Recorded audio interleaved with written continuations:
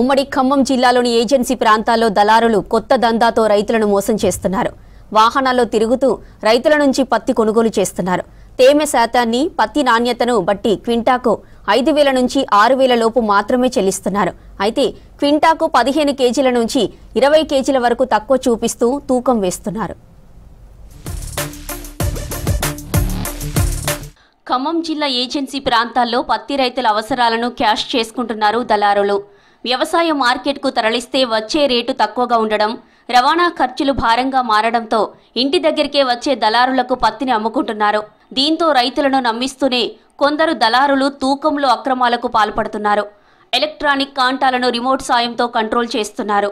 దాంతో రైతులు తీవ్రంగా నష్టపోతున్నారు. దళారులు కొనుగోలు చేసిన పత్తిని తల్లడలోని ప్రైవేటు పత్తి వ్యాపారులకు వేవ్ బ్రిడ్జ్ కాంటాతో ఎక్కువ ధరకు అమ్ముకుంటున్నారు. గ్రామాల్లో పత్తి, మిర్చి వంటి పంటలను కొనుగోలు చేసే దళారులకు ఎలాంటి వ్యాపార లైసెన్సులు లేవు. సర్కార్ నుంచి కూడా అనుమతులు లేకుండానే ఏండ్లుగా వ్యాపారం చేస్తున్నారు. వాహనాలకు మైక్లు ఏర్పాటు చేసుకుని గ్రామాల్లో తిరుగుతూ కొనుగోలు చేస్తున్నారు. ఏన్కూరు, జూలూరుపాడు, కారేపల్లి, ములకలపల్లి నుంచి భద్రాచలం, చెర్ల మండలాల్లో దళారులు ఎక్కువగా కనిపిస్తున్నారు. ఖమ్మంలో కొందరు జిన్నింగ్ మిల్లుల ఓనర్లు, ఏజెంట్లను నియమించుకొని గ్రామాలకు పంపించి పత్తి కొనుగోలు చేయిస్తున్నారనే ఆరోపణలున్నాయి. ఇంతకు ముందు సీసీఐ కేంద్రాల్లో రైతుల పేరు మీద అమ్ముకునేవారు. ఇప్పుడు అలాంటి పరిస్థితి లేదు. కపాస్ కిసాన్ యాప్తో స్లాట్ బుకింగ్ పద్ధతిలో అమ్మాలి. దీంతో దళారులు కొత్త దందాలకు పాల్పడుతున్నారు. తల్లాడలో ప్రైవేటు వ్యాపారులు లారీల్లో పత్తి లోడ్ చేసి ఇతర రాష్ట్రాలకు తరలిస్తున్నారు. 2 వారాల కింద తల్లాడలో పత్తి తూకంలో మోసగిస్తున్నారని తూనికలు, కొలతల శాఖ అధికారులకు కొందరు రైతులు ఫిర్యాదు చేశారు. దీంతో గ్రామాలకు వెళ్లి దళారులను గుర్తించి పట్టుకునేందుకు ప్రయత్నించగా కాంటాతో సహా పారిపోయారు.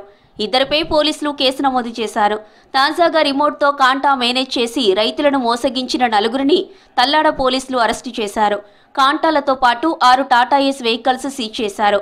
ఇప్పటి వరకు ఎలాంటి అనుమతులు లేని 65 మంది దళారులను బైండ్ ఓవర్ చేశారు పోలీసులు.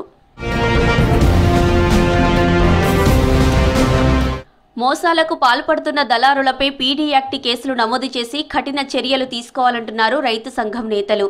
ప్రభుత్వ కొనుగోలు కేంద్రాలు, వ్యవసాయ మార్కెట్లలో తక్కువ ధర రావడంతోనే రైతులు గ్రామాల్లో పంట అమ్ముకుంటున్నారు. దీన్ని ఆసరాగా చేసుకుని దళారులు చేస్తున్న మోసాలను రైతులు గుర్తించి జాగ్రత్త పడాలని సూచిస్తున్నారు.